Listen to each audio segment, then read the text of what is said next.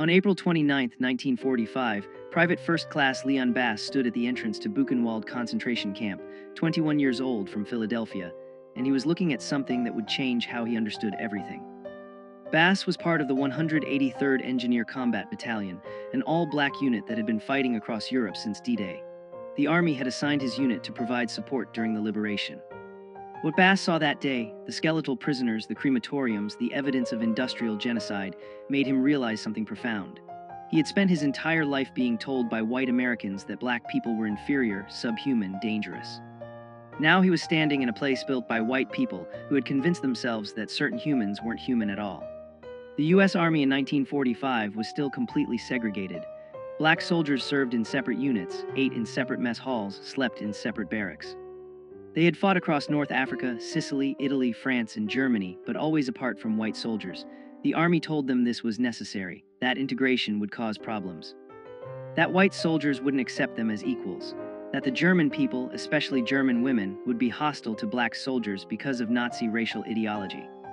Army pamphlets distributed to black troops before they entered Germany warned them explicitly, German civilians have been indoctrinated to see you as inferior.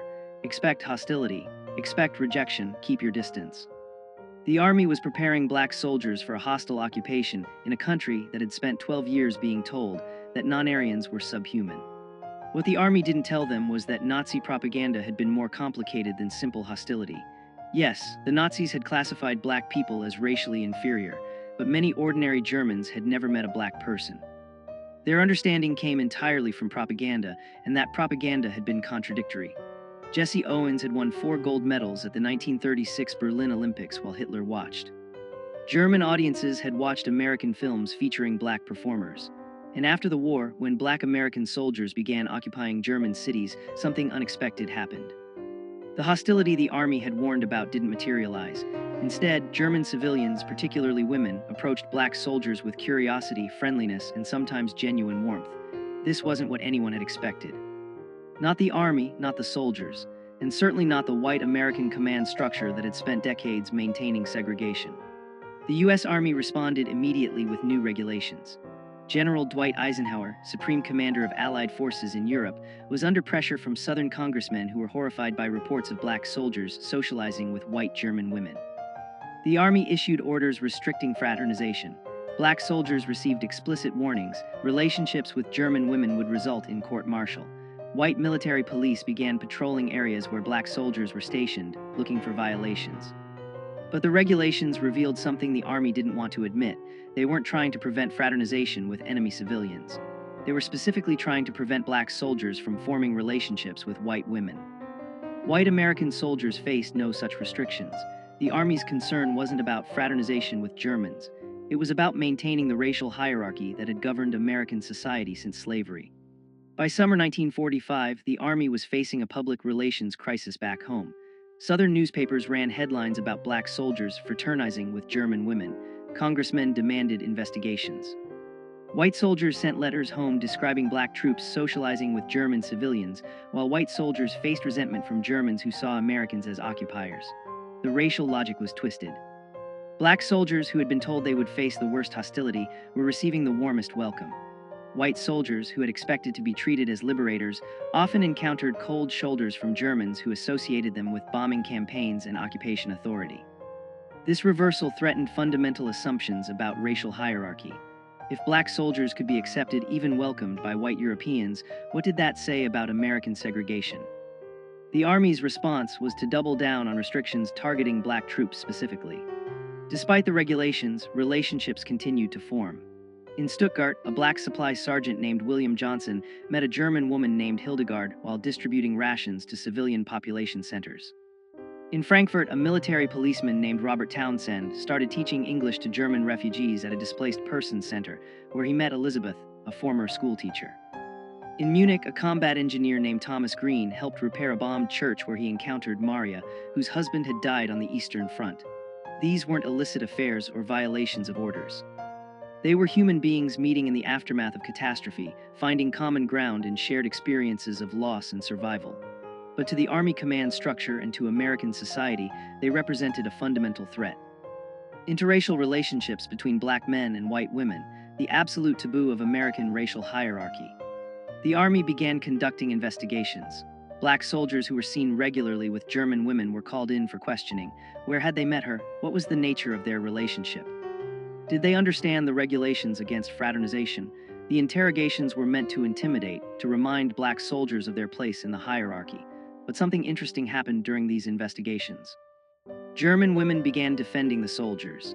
When military police questioned Hildegard about her friendship with Sergeant Johnson, she told them plainly that he had been kind to her children, had helped repair her damaged apartment, and that she would continue to welcome him.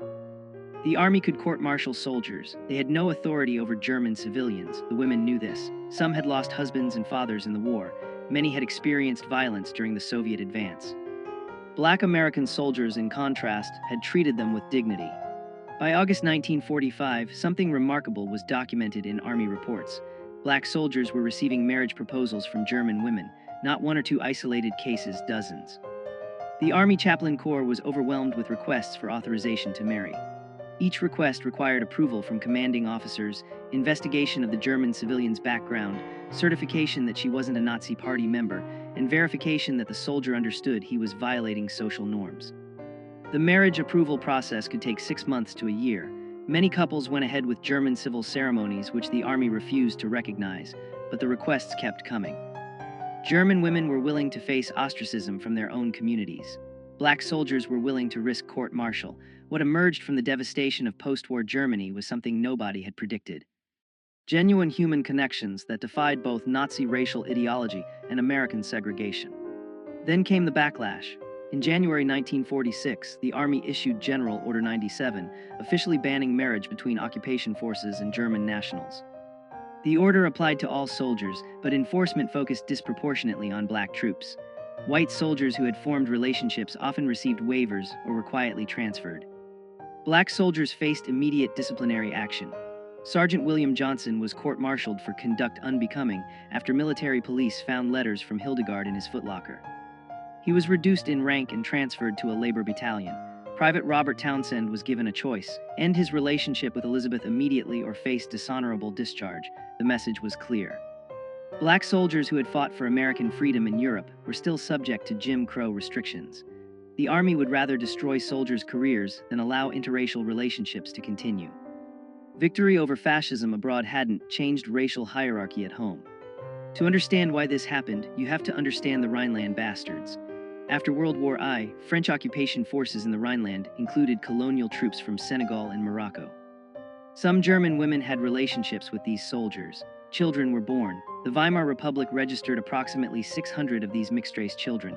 When the Nazis came to power, they declared these children a threat to racial purity. In 1937, the Gestapo rounded up the Rhineland children, most were teenagers by then, and forcibly sterilized them. Not imprisoned, not deported, sterilized.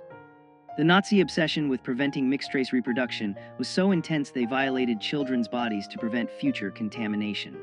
So when American propaganda told black soldiers that Germans would be hostile to them because of Nazi racial doctrine, there was historical truth to it. But the actual experience of ordinary Germans was more complicated. The reality in post-war Germany was collapse. By May 1945, German cities were rubble. Berlin was 70% destroyed, Hamburg 75%, Munich 50%. The infrastructure, water, electricity, food distribution had stopped functioning. The Nazi government had evacuated or conscripted most able-bodied men. Women and children were left in destroyed cities with no resources. When American occupation forces arrived, they brought food, medicine, coal for heating. Black soldiers in supply units were often the first Americans that German civilians encountered. These weren't combat troops. They were logistics specialists, engineers, medics. They distributed rations, repaired water systems, established medical clinics. To German women trying to keep their children alive through the winter of 1945-46, these soldiers weren't representatives of an inferior race. They were men with the power to help, and many chose to use that power with compassion. But black soldiers also faced unique disadvantages. The Army assigned black units primarily to service roles: supply, transportation, engineering, graves registration. Combat roles were largely reserved for white units. This wasn't because black soldiers lacked ability. It was deliberate policy based on racist assumptions about intelligence and courage. The 92nd Infantry Division and 93rd Infantry Division were all black combat units that saw limited action. Most black soldiers never saw frontline combat. They built bridges, transported supplies, buried dead. The irony was that this relegated status actually facilitated more civilian contact. Combat units moved frequently. Service units stayed in place, worked alongside German civilians on reconstruction projects, developed ongoing relationships. The Army's racist assignment policies inadvertently created conditions for exactly the interracial contact the Army wanted to prevent. Structural racism defeated its own purpose. Command structure was fragmented. The European theater of operations had separate chains of command for white and black units. Orders issued to white regiments didn't always reach black units with the same urgency. When General Order 97 banned marriage with German nationals, white units received immediate enforcement. Black units sometimes didn't receive official notification for weeks. Some commanders chose not to enforce the order strictly. Colonel Marcus Ray, commanding officer of a black transportation battalion in Frankfurt, believed the fraternization ban was unenforceable and morally wrong. He told his officers to focus on military duties, not soldiers' personal lives. Other commanders, particularly Southern white officers assigned to black units, enforced regulations with zealous racism. The inconsistent enforcement created confusion and hope. Maybe the regulations weren't absolute. Maybe individual commanders had discretion. Maybe relationships could survive if commanders looked the other way. By late 1946, disillusionment was spreading among black soldiers. They had fought to defeat a racist ideology in Europe. They had seen the concentration camps, seen what happened when governments declared certain humans subhuman. They had liberated Europe from fascism. Now they were being told they couldn't form relationships with white women because of their race. The contradiction was unbearable. Corporal James Davis wrote a letter to the Pittsburgh Courier, one of America's leading black newspapers. "We defeated Hitler's racism with guns. Now we face American racism with regulations." What did we fight for? The letter was published. The Army investigated Davis for undermining morale. He was transferred to a supply depot in France and told that speaking to the press without authorization was grounds for court-martial. The message to black soldiers was clear: keep quiet about the racism you experience or face consequences. The NAACP and other civil rights organizations pressured the Army to change policies. They argued that black soldiers had earned the right to marry whom they chose through their service. The Army's response was to form a committee to study the fraternization issue. The committee held hearings in Washington in March 1947. Black veterans testified about discrimination in enforcement of marriage restrictions. German women submitted affidavits describing how black soldiers had treated them with respect, while white American soldiers had sometimes been violent or demeaning. The committee's final report acknowledged disparate enforcement but recommended no policy changes. Instead, the report suggested that interracial marriages would create problems when couples returned to the United States, particularly in southern states with anti-miscegenation laws. The Army's position was that preventing interracial marriages wasn't racism. It was protecting black soldiers from the racism they would face at home. For Sergeant William Johnson, the personal cost was devastating. After his court-martial and reduction in rank, he was transferred away from Stuttgart and Hildegard. The Army confiscated their correspondence. Johnson wasn't allowed to communicate with her. Hildegard didn't know where he had been sent. She wrote letters to the Army requesting information about his location. The letters were filed away unanswered. Johnson spent months not knowing if Hildegard believed he had abandoned her. He couldn't sleep, lost weight. His performance reviews noted lack of focus and apparent depression. An Army psychiatrist diagnosed him with anxiety reaction and recommended rest. But Johnson didn't need rest. He needed to be allowed to contact the woman he loved. The Army's position was that his emotional distress was self-inflicted. He had violated regulations, and these were the natural consequences. Then something unexpected emerged from Army records. A researcher studying post-war occupation policies discovered that German women married to black American soldiers reported lower rates of domestic violence than German women married to white American soldiers. The data came from German civil police reports and medical records. Between 1945 and 1948, German authorities documented 847 cases of domestic violence involving American soldiers and German women. Of those, 89 involved black soldiers, approximately 10.5% of cases. But black soldiers represented 11% of American forces in Germany. White soldiers were overrepresented in domestic violence statistics. Black soldiers were underrepresented. The researcher published this finding in a sociology journal. It contradicted racist assumptions that black men were more violent, more dangerous. The Army never officially acknowledged the study, but it circulated among civil rights advocates and military reformers as evidence that opposition to interracial relationships was based on prejudice, not protection. By 1948, the Army was under increasing pressure to reform. The presidential election was approaching. Black voters, particularly in northern cities, were demanding civil rights reforms. President Truman knew he needed black electoral support. In July 1948, Truman issued Executive Order 9981, mandating desegregation of the armed forces. The order didn't specifically address marriage restrictions, but it established a principle: racial discrimination in military policy was no longer acceptable. The Army began slowly processing marriage applications from black soldiers and German women that had been pending for years. Sergeant Johnson's application, filed in 1946, was finally approved in November 1948. By then, he hadn't seen Hildegard in over 2 years. He sent her a telegram. The response came 3 weeks later. She was still waiting. She had never stopped waiting. They were married in Stuttgart in January 1949, 3.5 years after they met. But success brought new problems. As marriages between black soldiers and German women became more common, American segregationists escalated their opposition. Southern congressmen introduced bills to ban military personnel from bringing foreign spouses to the United States if those marriages violated state anti-miscegenation laws. The bills didn't pass, but they revealed the extent of resistance. Some southern states refused to recognize marriages between black soldiers and white German women. When couples tried to settle in states like Mississippi or Alabama, they faced legal harassment, housing discrimination, employment barriers. The Army offered no support. Once a soldier was discharged, his marriage was his personal problem. Many couples chose to remain in Germany rather than face American racism.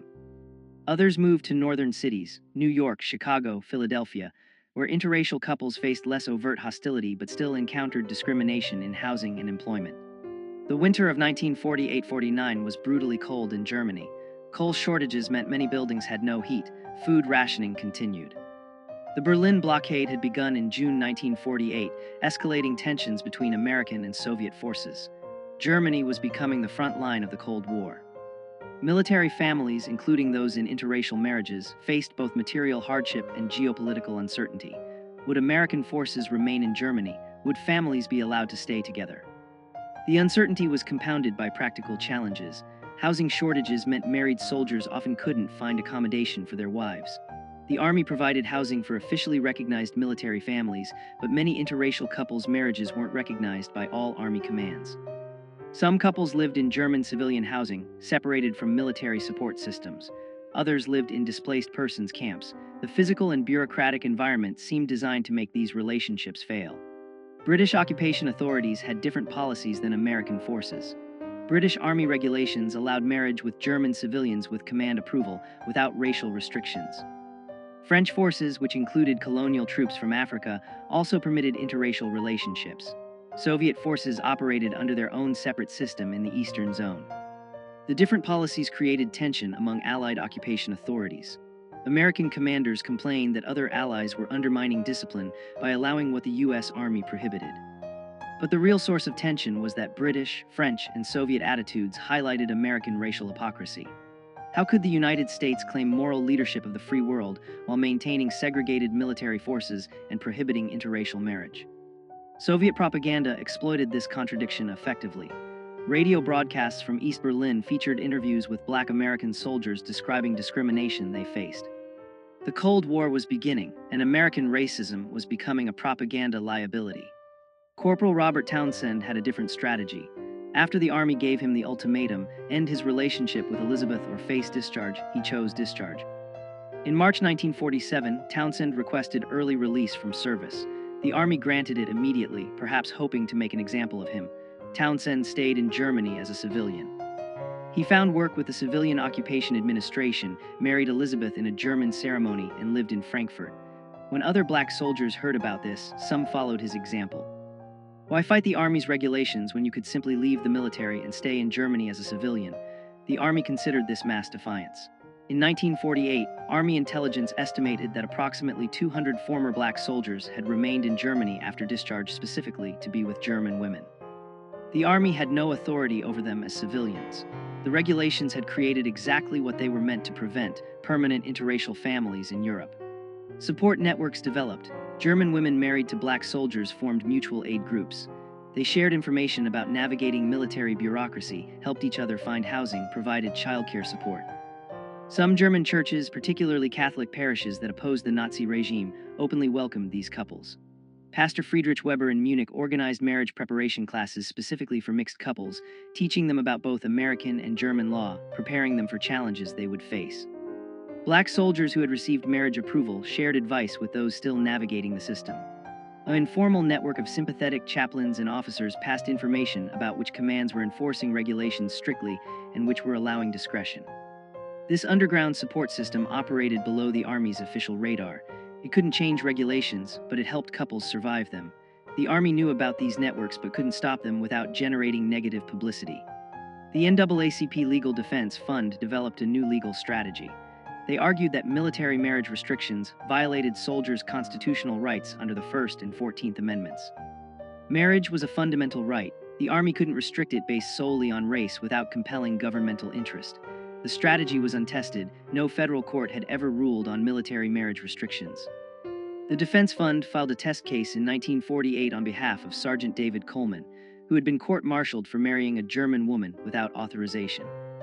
The Army argued that military discipline required authority over soldiers' personal lives, including marriage.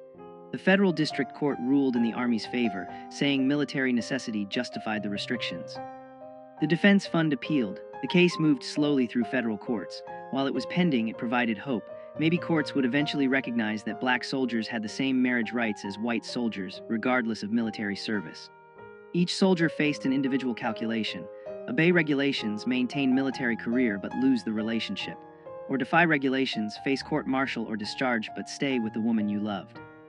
For some, the choice was clear. Private Thomas Green told his commanding officer directly, "I fought fascism for 3 years. I'm not going to let racism tell me who I can love."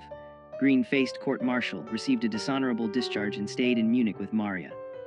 For others, the calculation was more complicated. Soldiers with families back in the United States, soldiers supporting parents or siblings, soldiers who needed the Army's educational benefits, they had obligations that extended beyond individual relationships. Some chose to end relationships they didn't want to end because the practical consequences were unbearable. There was no right answer.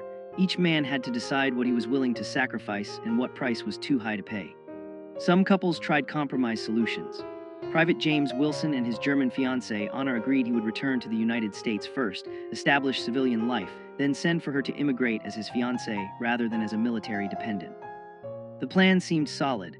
Wilson received honorable discharge in June 1948, returned to Detroit, found a job at Ford Motor Company, and began the immigration sponsorship process. The wait was supposed to be 6 months. It took 3 years. The State Department processed German immigration applications slowly.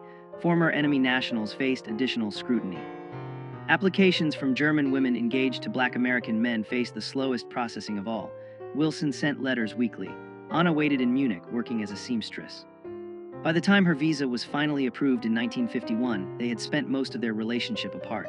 When she arrived in Detroit, they barely recognized each other. The reunion was awkward, strained. They married anyway, hoping proximity would restore what distance had eroded. By 1949, many relationships had failed. The combination of military regulations, bureaucratic delays, material hardship, and long-term separation had broken couples apart. The Army compiled statistics.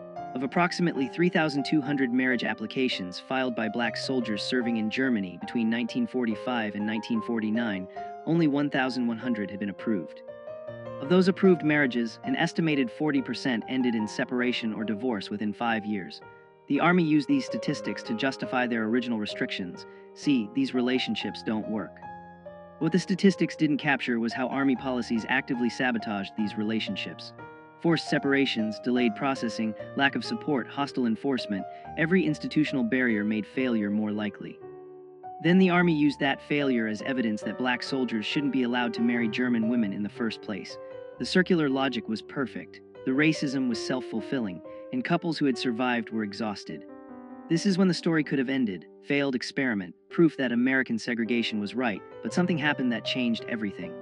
In July 1949, the Army discharged 150,000 soldiers as part of post-war demobilization. Among them were hundreds of black soldiers who had been serving in Germany. They faced a choice: return to the United States, to segregation, to states where their marriages might not be recognized, where they and their wives would face discrimination.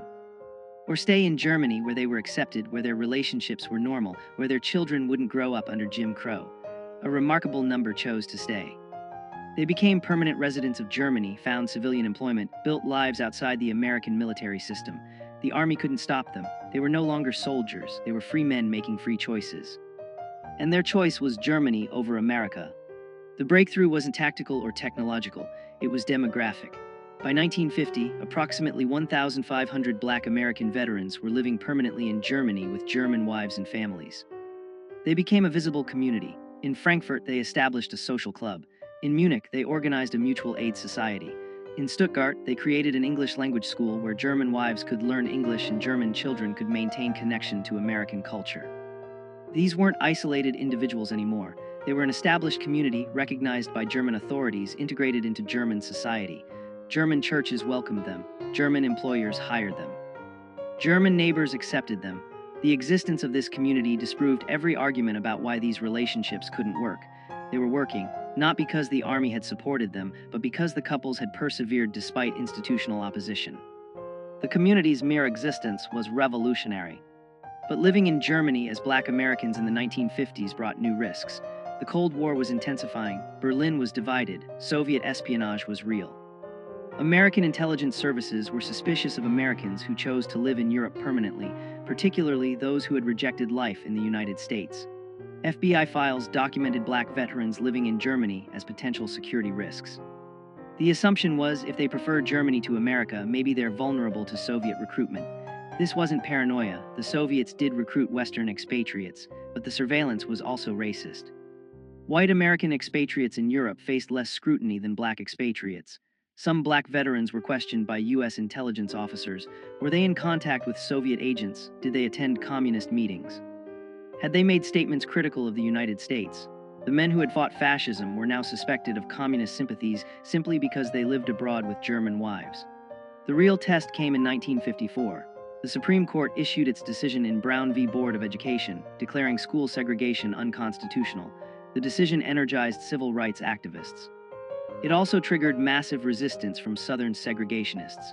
In this environment, interracial couples in Germany became symbolically important. They represented what America could become. A society where race didn't determine who you could marry, where children of different backgrounds learned together, where racial hierarchy wasn't enforced by law. American journalists began writing stories about Black GI families in Germany. Life magazine published a photo essay. The stories emphasized how German society had accepted these families, how children attended integrated schools without controversy, how neighbors lived side by side without conflict. The articles didn't explicitly criticize American segregation, but the contrast was obvious. If Germany could integrate, why couldn't America? The publicity brought both support and backlash. Black civil rights organizations celebrated these families as proof that integration worked. White segregationist groups condemned them as evidence of racial mixing's dangers. The families themselves mostly wanted to be left alone. They hadn't chosen to become symbols. They'd just chosen to build lives with the people they loved, but symbolic they were. In 1955, when the Montgomery bus boycott began, Northern newspapers published comparison pieces. In Montgomery, Black Americans were fighting for the right to sit where they wanted on buses. In Germany, Black Americans and white Germans lived as equals. The comparison infuriated segregationists and inspired civil rights activists. The families in Germany received both hate mail from American racists and thank you letters from activists who saw them as proof that America's racial hierarchy wasn't natural or inevitable, it was a choice, and different choices were possible. Some families decided to return to America, not because Germany had rejected them, but because America was changing. The civil rights movement was gaining momentum. Legal segregation was under attack. Maybe some thought we can return now. In 1957, Sergeant William Johnson and Hildegard moved to Philadelphia with their 3 children. Johnson had been born in Philadelphia. He wanted his children to know his family, to understand their American heritage. The return was difficult. Pennsylvania didn't have legal segregation like southern states, but discrimination was real. They faced rejection when trying to rent apartments. Employers hesitated to hire Johnson when they learned his wife was white German.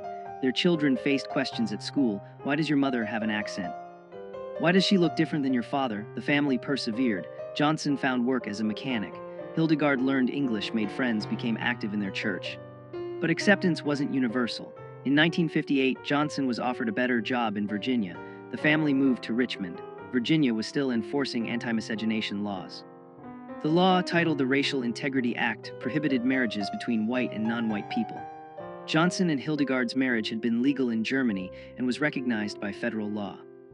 But Virginia refused to recognize it. The state threatened to prosecute them for unlawful cohabitation. Their children's birth certificates were challenged. Virginia law classified children of interracial marriages as illegitimate. The Johnson family faced an impossible choice: leave Virginia or challenge the law in court. They chose to fight. With NAACP Legal Defense Fund support, they filed suit challenging Virginia's anti-miscegenation law as unconstitutional. The case moved through state courts slowly. Meanwhile, they lived under threat of prosecution, their family's legal status in limbo. The legal strategy evolved. Initially, the defense fund argued that Virginia's refusal to recognize a marriage legal in another jurisdiction violated the full faith and credit clause of the Constitution. But Virginia courts rejected this argument. The marriage had occurred in Germany, not another U.S. state. The lawyers pivoted. They argued that Virginia's anti-miscegenation law violated the Equal Protection Clause of the 14th Amendment. The law discriminated based solely on race. It served no legitimate governmental purpose. It was fundamentally racism codified as law. The argument was straightforward but revolutionary. No federal court had ever struck down a state anti-miscegenation law as unconstitutional. 16 states still enforced such laws in 1960. If Virginia's law fell, similar laws across the South would be vulnerable. The Johnson case wasn't just about one family anymore. It was about whether states could continue using law to enforce racial hierarchy in marriage. Virginia's segregationist establishment reacted furiously. The state attorney general argued that Virginia had the sovereign right to define marriage within its borders, that states had historically regulated marriage, that the federal government had no authority to override state marriage laws. Virginia's brief defended anti-miscegenation laws as protecting both races from the tragedy of racial mixing. The brief cited pseudoscientific studies claiming mixed-race children suffered psychological damage. It quoted religious authorities who argued that God intended races to remain separate. The brief represented segregationist ideology at its most explicit. Racial hierarchy was natural, necessary, and required legal enforcement. Virginia announced it would appeal any adverse ruling all the way to the Supreme Court.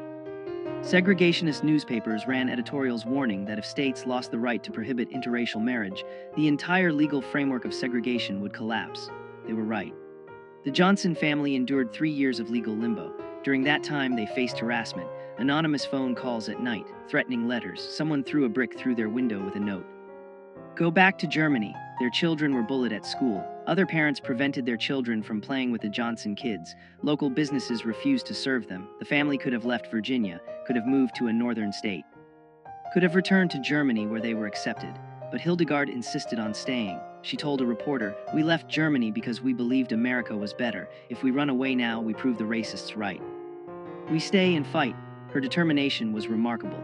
A German woman who had experienced Nazi racism, then chose America, and was now fighting American racism to make America live up to its own stated values. She wasn't giving up on America. She was demanding America become what it claimed to be. The case nearly collapsed in 1961. The Virginia Supreme Court upheld the state's anti-miscegenation law. The justices ruled that states had traditional authority over marriage and that Virginia's law didn't violate the Constitution because it applied equally to both races. Neither white people nor black people could marry across racial lines. The logic was absurd. A law that prohibited interracial marriage was equal because it restricted everyone equally, but it was legally sophisticated absurdity. The Virginia court cited Pace v. Alabama, an 1883 Supreme Court decision that had upheld anti-miscegenation laws using exactly this reasoning. The decision seemed final. The NAACP Legal Defense Fund immediately appealed to the U.S. Supreme Court, but the Supreme Court had discretion about which cases to hear. If the court declined to hear the case, Virginia's ruling would stand. The Johnsons waited to learn if the Supreme Court would take their case. Then something unexpected happened. The Supreme Court accepted a different case challenging Virginia's anti-miscegenation law, Loving v. Virginia, filed by Richard and Mildred Loving, an interracial couple who had been arrested in 1958 for violating the same law Johnson was challenging. The Lovings' case was stronger procedurally. They had been criminally prosecuted, not just denied marriage recognition. The Supreme Court consolidated several anti-miscegenation challenges, including the Johnson case, to be heard together. Oral arguments were scheduled for April 1967. The NAACP Legal Defense Fund, ACLU, and other civil rights organizations filed supporting briefs. The case had grown far beyond one family. 16 states with anti-miscegenation laws watched nervously. Civil rights organizations saw this as potentially the most significant Supreme Court case since Brown v. Board. The outcome would determine whether states could continue using law to enforce racial hierarchy in the most intimate realm of human life, marriage. On June 12, 1967, the Supreme Court issued its decision in Loving v. Virginia. Chief Justice Earl Warren wrote the unanimous opinion. The court held that Virginia's anti-miscegenation law violated both the Equal Protection Clause and the Due Process Clause of the 14th Amendment. Warren wrote, "Marriage is one of the basic civil rights of man, fundamental to our very existence and survival. To deny this fundamental freedom on so unsupportable a basis as racial classifications embodied in these statutes, depriving all the state's citizens of liberty without due process of law, violates the central meaning of the Equal Protection Clause." The decision was unequivocal. Anti-miscegenation laws were unconstitutional. 16 states' laws were instantly invalidated. Couples like the Johnsons, who had been fighting for recognition of their marriages, were suddenly vindicated. Interracial marriage was now a constitutional right nationwide. The decision's impact was immediate and profound. Couples who had been living in legal limbo were suddenly protected. Couples who had avoided certain states could now travel freely. Children whose legitimacy had been questioned were legally recognized. The Johnson family held a small celebration in their Richmond home. Hildegard cried, not from sadness, but from relief. For 9 years since returning from Germany, they had lived under the threat of prosecution. Now that threat was gone. The Supreme Court had declared that their marriage was legitimate, that their family was legal, that their love was constitutionally protected. The victory belonged to the Lovings, whose names would forever be associated with the case. But it also belonged to the Johnsons and hundreds of other families who had fought for recognition, who had endured harassment, who had refused to accept that America could legislate love across racial lines. They had won. After the celebration ended, there was a strange quiet. The Johnsons sat in their living room that evening, not speaking much. The victory was real, but it couldn't erase the years of struggle. It couldn't undo the harassment, the threats, the brick through the window. It couldn't restore the relationships they'd lost, family members who had rejected them, friends who had abandoned them. The Supreme Court decision meant their marriage was legal. It didn't mean their neighbors suddenly accepted them. It didn't mean the discrimination ended, but something fundamental had shifted. The law was now on their side. Future interracial couples wouldn't have to fight the battles they'd fought. The silence that evening wasn't disappointment. It was exhaustion, relief, and recognition that their sacrifice had meaning beyond their own family. They had helped change America, even if America hadn't yet fully changed. In the years following Loving v. Virginia, interracial marriage rates increased gradually. In 1967, approximately 3% of marriages were interracial. By 1980, that number had risen to 7%. By 2000, it was 15%. The change was generational and geographic. Younger Americans were more accepting than older generations. Urban areas showed higher interracial marriage rates than rural areas, but the trend was consistent. The legal barriers' removal gradually reduced social stigma. The families who had pioneered interracial marriage in the 1940s and 50s watched this change with complex emotions. They were vindicated. Their relationships, once illegal, were now recognized, but they also knew how difficult their path had been. Many had lost family relationships, job opportunities, social standing. The younger generation marrying across racial lines didn't always understand what earlier pioneers had sacrificed, but that was the point. Progress meant future generations wouldn't need to fight the same battles. Stories about Black GI families in Germany continued to emerge. Historians began researching occupation-era relationships. Oral history projects interviewed couples who had met in post-war Germany. A pattern emerged. These relationships had succeeded despite institutional opposition, not because of institutional support. The couples who survived were those with exceptional determination, those who built support networks, those who were willing to sacrifice career advancement for personal relationships. Sociologists studying these families found something unexpected.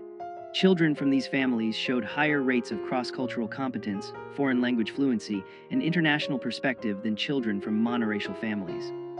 Growing up between cultures, between languages, between nations, gave these children unique advantages. What American racism had treated as a weakness, mixed racial heritage, was actually producing adaptive, resilient, culturally sophisticated individuals. The military families who returned to America brought this international perspective into American communities.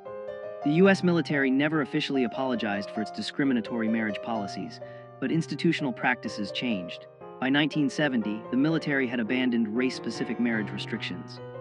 Soldiers of any race could marry foreign nationals with command approval, regardless of racial matching. The approval process still existed, the military maintained authority over soldiers' personal lives, but race was no longer an explicit factor. In 1995, the Army published a historical study of race relations in the post-war occupation. The study acknowledged that marriage restrictions had been discriminatory and had damaged morale among black soldiers. The study stopped short of apologizing but noted that policies based on racial assumptions rather than military necessity undermined the values American forces claimed to defend.